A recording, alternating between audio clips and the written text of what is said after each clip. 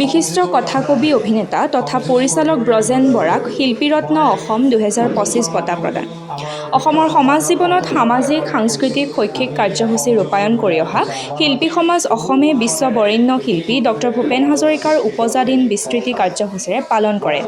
নগাঁও জিলা পুথিভঁৰালৰ প্ৰেক্ষাগৃহত অনুষ্ঠিত হোৱা অনুষ্ঠানতে মঙলবাৰে শিল্পী সমাজ অসমে বিশিষ্ট কথাছবি অভিনেতা আৰু পৰিচালক ব্ৰজেন বৰাক প্ৰদান কৰে শিল্পীৰত্ন অসম বঁটা। এই বঁটাত গ্ৰহণ কৰি বৰ্ষীয়ান অভিনেতাগৰাকী উৎফুল্লিত হৈ পৰে।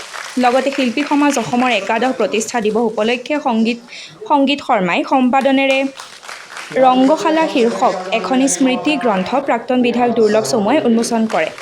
উল্লেখ্য যে শিল্পী সমাজ অসমে প্ৰতি বছৰে এগৰাকী বিশিষ্ট শিল্পীক এই শিল্পীৰত্ন অসম বঁটা প্ৰদান কৰি আহিছে। গাম্ভীৰ্যপূৰ্ণ অনুষ্ঠানটিতে শিল্পীৰত্ন অসম বঁটাপ্ৰাপক ব্ৰজেন বৰাক শিল্পী সমাজ অসমৰ সভাপতিৰূপে দায়িত্বভাৰ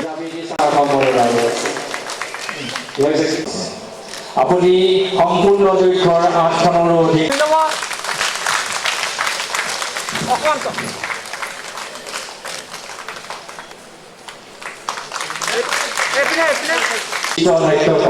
আৰু শতাধিক দূৰদৰ্শনৰ চৰকাৰী বেচৰকাৰী সামাজিক ৰংগশালা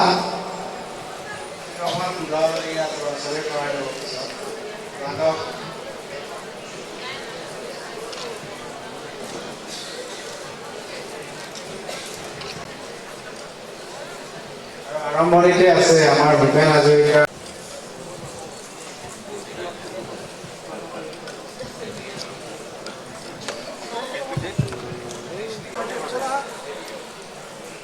আজিৰ দিনটো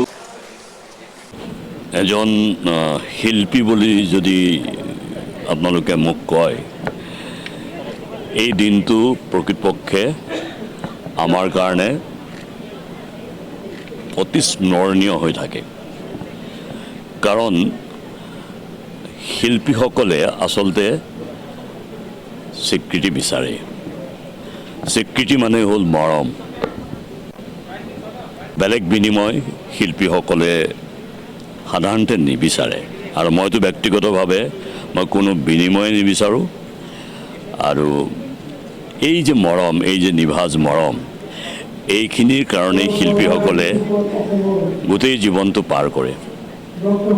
আমাৰ অগ্ৰজ শিল্পীসকলৰ কথা ভাবক, কিমান কষ্ট কৰি তেখেতসকলৰ কৰ্মৰাজি, শিল্পী কৰ্মৰাজিক আগুৱাই নিছিল। কাৰোবাৰ হয়তো খাবলৈ নাছিল, কাৰোবাৰ হয়তো থাকিবলৈও ভালকৈ ঘৰ এটা নাছিল। তেনেকুৱা আমাৰ অগ্ৰজ বহুতো শিল্পী আছে। আৰু গতিকে প্ৰত্যেকে এটাই বস্তুৱে পাই যায়, সেয়া হ'ল মৰম, স্বীকৃতি। আৰু সেইটোৱে তেওঁলোকৰ মনত অনবৰত ক্ৰিয়া কৰে যে বাকীটো জীৱনত একো নাপালোৱে, অন্ততঃ এইটো পাওঁ। আৰু দুখেৰে কওঁ, এইটো সাধাৰণতে আমাৰ অসমৰ শিল্পীৰ ক্ষেত্ৰত হয়। আপোনালোকেও ভালদৰে জানে, গুণী জ্ঞানী ব্যক্তি আপোনালোক। গতিকে থুলমূলকৈ ক'বলৈ হ'লে আজি মোৰ খুব আনন্দ লাগিছে। এইটো নহয় যে এনেকৈ মই স্বীকৃতি গোটেই জীৱনটোত নোপোৱাকৈ আছোঁ। মই বিভিন্ন জেগাত স্বীকৃতি পাইছোঁ, দেশত পাইছোঁ, বিদেশত পাইছোঁ। কাৰণ আপোনালোকে শুনি ভাল পাব, মই প্ৰথম অসমীয়া যি ইউনাইটেড কিংডমত, ইংলেণ্ড, স্কটলেণ্ড এইবিলাকত গৈ পেলাই মই এলানি ৱৰ্ল্ড স্পিৰিচুৱেল ইউনিভাৰ্চিটিৰ কাৰণে ডিৰেক্টৰ হিচাপে কাম কৰিছিলোঁ আৰু ছবি কৰিছিলোঁ। ঠিক তেনেকৈ মই প্ৰথম ছাউথ ইষ্ট এছিয়াত ৱে বেক ইন 1996ত গৈ এলানি ছবি কৰিছিলোঁ। কিন্তু অসমৰ যিটো মোহ, সেইটো এৰিব নোৱাৰোঁ। তাত গৈও মই অসমীয়া বহু গীতৰ পিকচাৰেশ্যন কৰিছিলোঁ বেলেগ দেশৰ শিল্পীক লৈ। সেইবোৰ এতিয়াও ইউটিউবত কিছুমান আপোনালোকে পাব। আৰু লুইতৰ পৰা টেমছলৈ বুলি এখন কৰা হৈছিলে, নহয় বিদেশত আপোন মানুহ, ক্ষমা কৰিব। সেইখন আৰম্ভ কৰিছিলোঁ প্ৰকৃতপক্ষে মই, আমাৰ দীনেশ দা, আমি দুজনেই কৰিছিলোঁ। তাত মেগা চিৰিয়েলো কৰিছোঁ কেইবাখনো। এখনতো আকাশী গংগা, সেইখন চলি গ'ল 300 কিমান এপিছডৰ।